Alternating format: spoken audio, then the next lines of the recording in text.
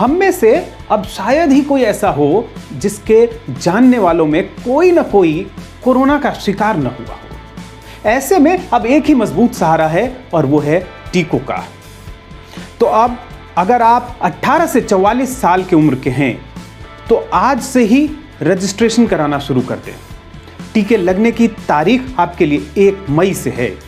हालांकि ये भी हो सकता है कि आप जिस राज्य में हो वहां 1 मई से ये टीके न लगे और थोड़ी देर हो, लेकिन 18 से 44 साल की उम्र के सभी लोगों के लिए टीके लगाने की क्या प्रक्रिया होगी और इससे जुड़े तमाम सवालों पर आज हम बात करेंगे।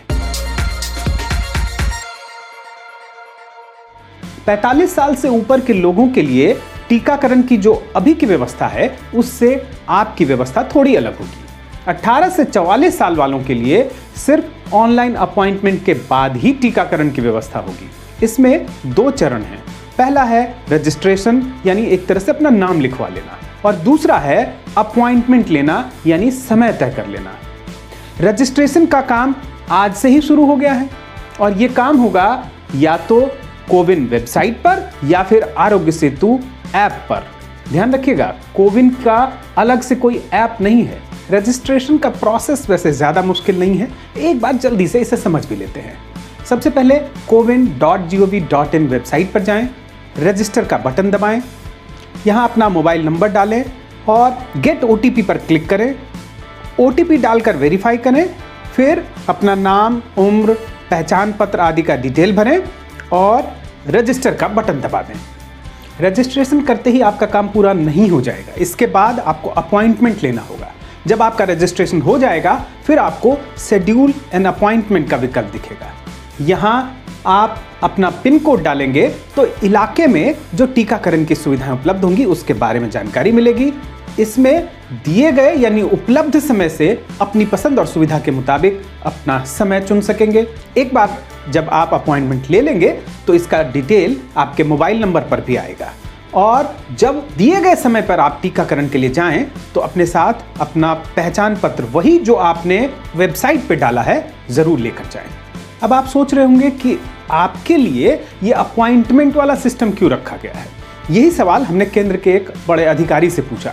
उनका कहना था कि चूंकि 18 से 44 साल की उम्र वर्ग में अभी बहुत बड़ी संख्या में लोग हैं और टीके अभी बहुत सीमित हैं, इसीलिए अगर ऐसा नहीं किया जाएगा तो पहले ही दिन से अचानक वहां पे काफ़ी भीड़ हो जाएगी, मारामारी की हालत हो जाएगी। दूसरी तरफ इसमें प्राइवेट सेंटर्स को भी शुरू किया गया है और प्राइवेट सेंटर्स में अगर पहले से अपॉइंटमेंट के बिना जाने दिया गया लोगों को तो हो सकता है कि शुरुआत की मांग को देखते हुए वो मनमानी कीमत पर इसे बेचने लगे।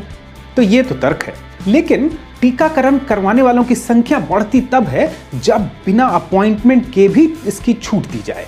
आपको याद होगा जब टीकाकरण शुरू हुआ था तब भी उस वर्ग में भी टीकाकरण के लिए अपॉइंटमेंट लेना पहले से जरूरी था, लेकिन बाद में जब कम लोग आ रहे थे तो इसे बिना अपॉइंटमेंट के लिए भी शुरू कर दिया गया और उसके बाद ही संख्या बढ़ी। आपको पता है 45 साल से ऊपर वाले जितने लोगों ने अब तक टीका लगाया है उनमें से सिर्फ 12% ने ही पहले से अपॉइंटमेंट लिया था। तो हो सकता है कि आने वाले समय में 18 से 44 साल वाले जो उम्र वर्ग के लोग हैं उनके लिए भी बिना अपॉइंटमेंट के टीकाकरण शुरू कर दिया जाए।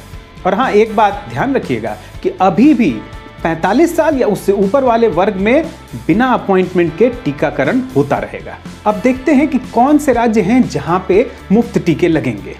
राजस्थान, मध्य प्रदेश, छत्तीसगढ़, उत्तर प्रदेश, दिल्ली, हरियाणा, महाराष्ट्र, गुजरात, बिहार, झारखंड, पश्चिम बंगाल, असम, उड़ीसा, पंजाब, हिमाचल प्रदेश, तमिलनाडु, केरल, आंध्र प्रदेश, तेलंगाना, गोवा और सिक्किम। इन राज्यों ने घोषणा कर दी है कि वो 18 साल से ज़्यादा उम्र के अपने सभी लोगों को मुफ्त में टीका लगाएंगे।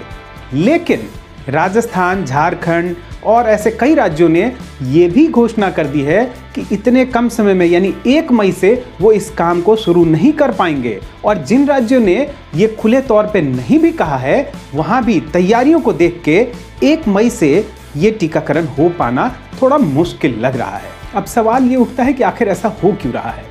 दरअसल 18 से 44 साल की उम्र के लगभग 60 करोड़ लोग हैं और इनके लिए आने वाले दिनों में ही 120 करोड़ डोज की जरूरत होगी, जबकि देश में अभी टीकों के उत्पादन की क्षमता बहुत सीमित है।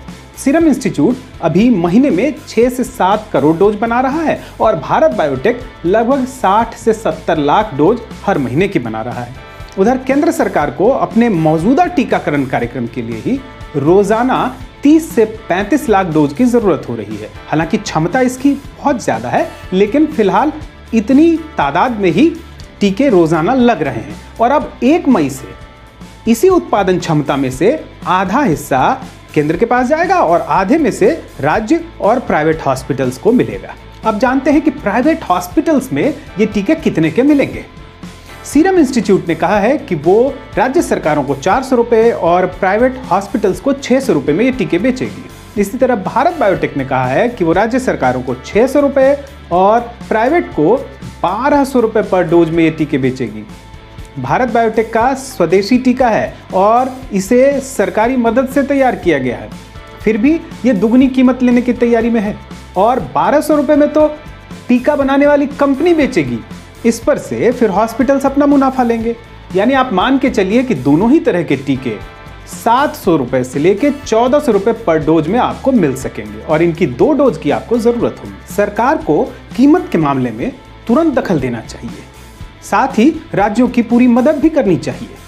महामारी का समय मुनाफे का समय नहीं होता और न ही राजनीति का समय होता है।